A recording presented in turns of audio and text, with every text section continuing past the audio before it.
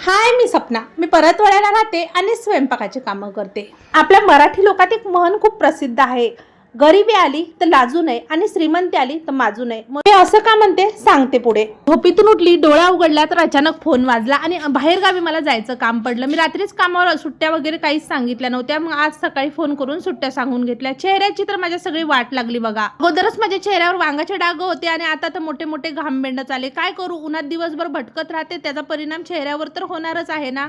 सकाळचे कामं आटोपले आणि पटकन आंघोळ वगैरे करून घेतली. केस तर मी रात्रीच धुवून घेतले होते आणि म्हटलं चला थोडंसं बाकीचे घरातले कामं पण करावं. स्वतःसाठी अजिबात वेळ मिळत नाही. बाहेरचे कामं केल्याच्या नंतर घरातले कामं आवरण्यातच माझा सगळा दिवस निघून जाते आणि पुन्हा संध्याकाळ झाली की चालू. दीदी तर देवपूजा नंतर करणार, म्हटलं पहिले तुळशी महादेवाला पाणी टाकून घेते.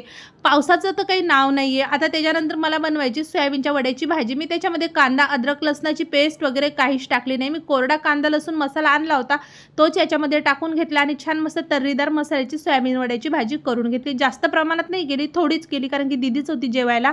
आणि त्याच्यानंतर मी बनवली मुगाची उसळ. मागच्या वर्षी ना माझी तब्येत खराब झाली होती, त्यावेळी मला डॉक्टरांनी मुगाची उसळ रोज खायला सांगितली होती, पण मी थोड्या दिवस खाल्ली आणि मग विसरूनच गेले. रोज स्वयंपाक आहे ना मोजून मापूनच करते, अजिबात काही फेकून देत नाही.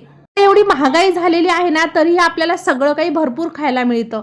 ज्यावेळी आम्ही लहान होतो ना तेव्हा महागाई कमी होती, पण तरी पण लेकरांना एवढं भेटत नव्हतं. आम्ही 4 बहीण भावंड होतो. माझ्या वडिलांना, आईला खूप कष्ट करावे लागायचे. तेव्हा कुठं आमचं त्यावेळी सगळ्या कुटुंबाचं पोट भरायचं. म्हणूनच म्हणते गरिबी आली तर लाजू नये आणि श्रीमंती आली तर माजू नये. आज आपल्याला भरपूर अन्न भेटते, पण त्याची आपण किंमत करायला पाहिजे, हो की नाही.